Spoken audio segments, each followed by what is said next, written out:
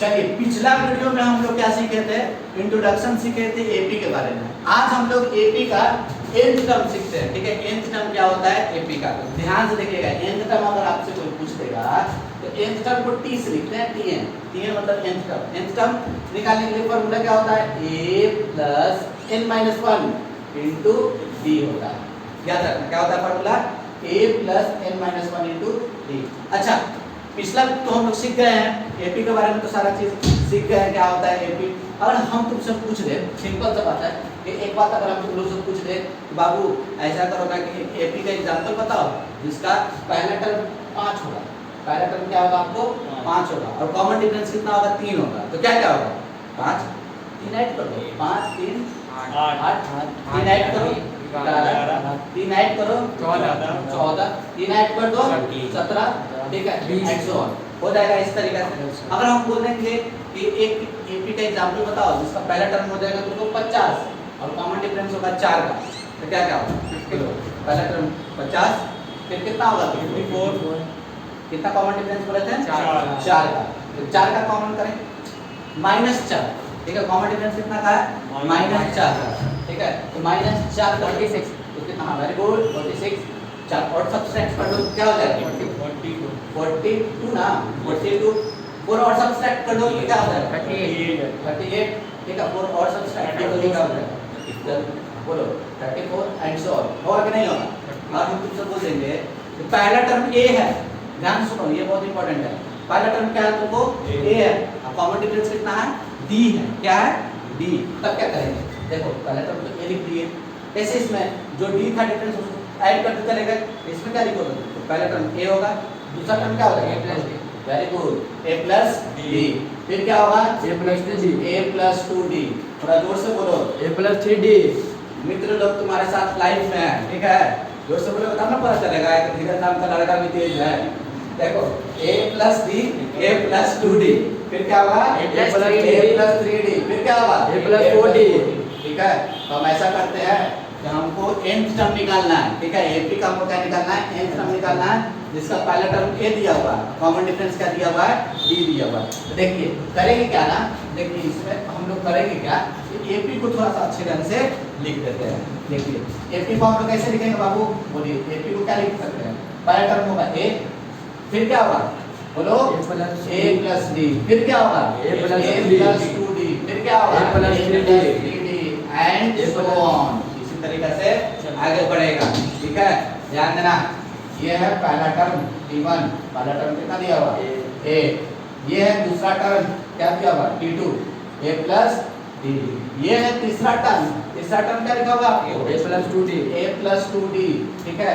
चौथा टर्म क्या लिखा होगा a प्लस 3d, थोड़ा ध्यान से देखना, इसको हम लोग लिख सकते हैं क्या, a तो लिख ही सकते हैं plus 1 minus 1 into d, 1 minus 1 कितना होता है 0 इंटू d 0, इसको हम इस तरीके से भी लिख सकते हैं। अच्छा इसको कैसे लिख सकते हैं, a plus 2 minus 1 into d लिख सकते हैं कि नहीं लिख सकते हैं, बिल्कुल लिख सकते हैं। इसको कैसे लिख सकते हैं, देखो तो 3 माइनस 1, 3 है यहाँ पे 3 minus 1 into d, 3 minus 1 into d, इसको क्या लिख सकते हो 4 minus 1 into d, 4 minus 1 into d होगा। अगर यहाँ 5 लिखा होता तो क्या लिखते हैं 5 minus a plus 5 minus 1 into d, यहाँ 20 लिखा होता तो क्या लिखते हैं a plus 20 minus 1 into d, 100 लिखा होता तो क्या लिखते हैं a plus 100 minus 1 into d। तो हम इसी तरीके से आगे बढ़ते चल जाते हैं और हम क्या लिखते हैं n, इसको हम लोग अच्छी बोलते हैं n टर्म क्या लिखेंगे जल्दी से बताइए, a plus minus 1 n minus 1 into d, क्या यही था फॉर्मूला भाई, एकदम ये फॉर्मूला एकदम सपना में भी तुम लोगों को याद रहना चाहिए कि nth टर्म का फॉर्मूला क्या होता है a plus n minus 1 into d, एकदम सो जाओ ये फॉर्मूला को भी याद करना, a plus n minus 1 into d, तभी जाके तुम एपी का एक ही क्वेश्चन को क्या करोगे बनाओगे, ठीक है। दिक्कत इसको कॉपी कर लीजिए। चलिए देखिए ये 2 क्वेश्चन है, ठीक है, इसको थोड़ा सा समझते हैं। अभी तक क्या सीखे हम लोग, nth टर्म निकालने के लिए फॉर्मूला क्या होता है a plus n minus 1 into d। देखो ये क्वेश्चन में क्या बोल रहा है तुमको 15th टर्म निकालना है और AP दिया हुआ है, तो भाई AP जब भी दिया हुआ है ना तो आपको इंफॉर्मेशन क्या क्या दिया हुआ है, देखिए ए दिया हुआ पहला टर्म ए, ठीक है, पहला टर्म को हम ए बोलते हैं। ए कितना दिया हुआ आपको जल्दी से बताइए? 4 दिया हुआ है। ये क्या दिया हुआ आपको? 4 दिया हुआ है, ठीक है। और डी कितना दिया हुआ है? D 11 minus 4 very good, 11 minus 4 7 हो जाएगा आपको, 7 मिलेगा। कोई दिक्कत? अब हम लोग निकालना क्या? 50 निकालना, मतलब क्या? T50 लिख देंगे और T50 निकालने के लिए क्या formula? A plus n minus n minus n कितना है? 50 50 minus 1 49 क्या? 49 into 7 2t, ठीक है। चलिए इसके बाद यहाँ पर हम क्या लिखेंगे? a का वैल्यू कितना लिखोगे? 4 प्लस 49 into 7 भाई इसको कैलकुलेट करके लिख लीजिएगा ना, ठीक है। इसको आप लोग सॉल्व कर लीजिएगा, ठीक है। जो आएगा वही आंसर हो जाएगा, ठीक है। अब देखिए ये अच्छा क्वेश्चन है। देखिए इसमें इनडायरेक्टली ना आपको AP दिया हुआ क्या क्वेश्चन हो रहा है? How many 2 digits are divisible by 6, ठीक है। अच्छा एक चीज सुनो मेरा बात को करेगा। 6 का टेबल जो पढ़ते हो क्या होता है?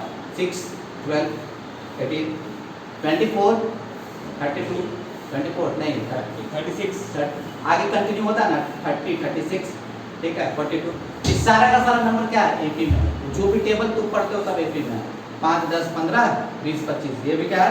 AP में है, ठीक है। 18 का टेबल 18 36, ठीक है, 54 ये सारा का सारा क्या है तुम्हारा? AP में। 17 का टेबल सब AP में है। तुमको कहने का मतलब क्या है? ये क्या बोला कि 2 डिजिट का नंबर जो है ना जो 6 से डिविजिबल हो वो क्या है? AP में होगा कि नहीं होगा? बिल्कुल होगा। क्या होगा? AP में। और डिफरेंस कितना होगा? किससे डिविजिबल है? 6 होगा डिफरेंस, ठीक है। अगर डिविजिबल बाय 5 लिखा हो रहा था कॉमन डिफरेंस कितना हो जाता? 5। डिविजिबल बाय 100 लिखा हो रहा था तो कितना हो जाता कॉमन डिफरेंस? बोलो 100 हो जाता। कोई दिक्कत इसमें? देखो इनडायरेक्टली हमको AP पता करना है, ठीक है। इनडायरेक्टली ये AP दिया हुआ है। बताइए 2 डिजिट का नंबर पहला सबसे छोटा नंबर 2 डिजिट का क्या होता है? छोटा नंबर 2 डिजिट का क्या होता है? 12 होता है, 10 होता है ना। अरे मेरा क्वेश्चन सुनो, हम क्या बोले? 2 डिजिट का सबसे छोटा नंबर वो क्या होगा? 10 होगा। तो क्या 10 6 से डिविजिबल है? आगे बढ़ जाओ 11 क्या? नहीं यार 12 है। पहला नंबर क्या पता चल गया हमको? 12 होगा। 12 के बाद क्या होगा? 18, ठीक है। 24 96 इस तरीके से हम नंबर बढ़ जाएंगे। फिर लास्ट में देखो 2 डिजिट का ग्रेटेस्ट नंबर क्या होता है? 99 तो 99 यहाँ लिख दिए, ठीक है। इससे तुमको बात कर रहा है डिविजिबल बाय 6। हम 6 से क्या कर देते हैं? डिवाइड कर देते हैं। देखते हैं क्या होगा या नहीं। हम लोग क्या करते हैं? ये 6 हो जाएगा, ये 36 होगा, नहीं हो रहा, ये 96 नहीं हो रहा, ठीक है। रिमाइंडर 3 बचा रहा। मतलब क्या पता चलता है कि अगर 99 में से 3 माइनस कर देंगे तो वो वाला जो नंबर होगा ना वो 6 से क्या हो जाएगा तुमको? डिविजिबल हो जाएगा। क्या हो जाएगा? 96 होगा। क्या होगा? 96। जल्दी से बताइए फर्स्ट टर्म क्या हो जाएगा बाबू? 12। Very good. डी क्या हो जाएगा? 18 minus 12 मतलब 6 होगा। वैसे भी हम बता दिए हैं 6 से डिविजिबल है तो 6 लिखेंगे, ठीक है। और देखिए यहाँ पे ये क्या है आपको? बोलिए लास्ट टर्म है। लास्ट टर्म को हम क्या बोलते हैं? एन टर्म बोलते हैं, डीएन बोलते हैं, एल बोलते हैं, डीएन बोलते हैं या एल बोलते हैं, ठीक है। तो डीएन क्या होगा? 96। तो डीएन लिखने के लिए क्या फार्मूला होता है अपने पास? plus n minus 1 plus n minus 1 D और ये हो गया 96। देखिए इस वाले को हम इधर लिख रहे हैं, ठीक है। चलिए देख के बताइए जल्दी से क्या हो जाएगा? ए कितना दिया हुआ था आपको? 12 दिया हुआ है। यहाँ लिखिए 12 plus n minus 1 into D कितना है आपको? 6 इक्वल टू 96।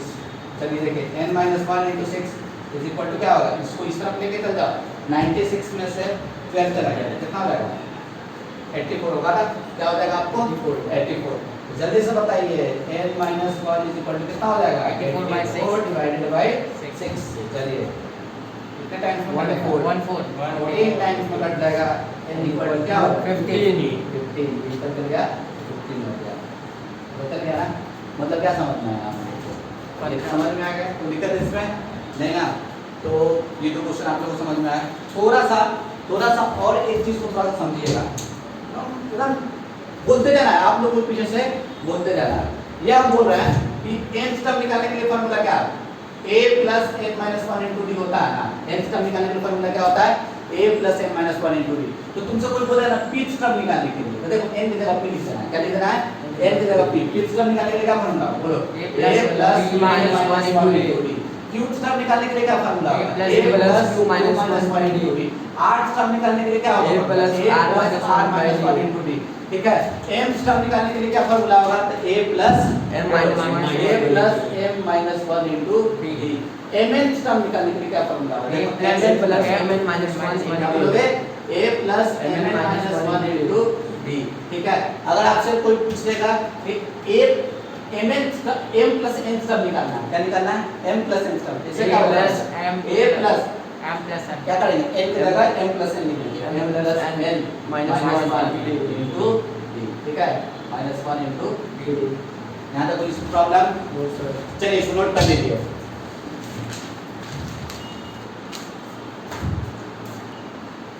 चलिए दो क्वेश्चन है स्क्रीन पे उसको थोड़ा सा हम लोग समझ लेते हैं क्या बोल रहा है मिडिल टर्म निकालना है तुमको ये एपी दिया हुआ है तो भाई मिडिल टर्म क्या होता है 5 उंगली है इसमें मिडिल टर्म कौन सा हो जाएगा ये वाला होगा ना कुछ उल्टा नहीं समझना तुम देखो ये तुमको बोला जा रहा है कि ऐसे तुमको 5 नंबर लिखा हुआ है तो ये 1 2 3 4 5 तो मिडिल कौन सा हो जाएगा ये वाला होगा कि नहीं ठीक है तो भाई मिडिल टर्म निकालना होगा ना तो तुमको पता है क्या करना होता है अगर n 5 क्या ऑड है इवन 5 ऑड है या इवन ऑड है अगर ऑड रहता है तो एक ऐड कर देते हैं और बाई 2 कर देते हैं तो वो टर्म जो होगा ना तो तुम्हारा क्या करेगा मिडिल टर्म सपोज दैट कि तुमको 99 है टोटल टर्म कितना है तुम्हारा 99 ऑड है इवन है Odd x.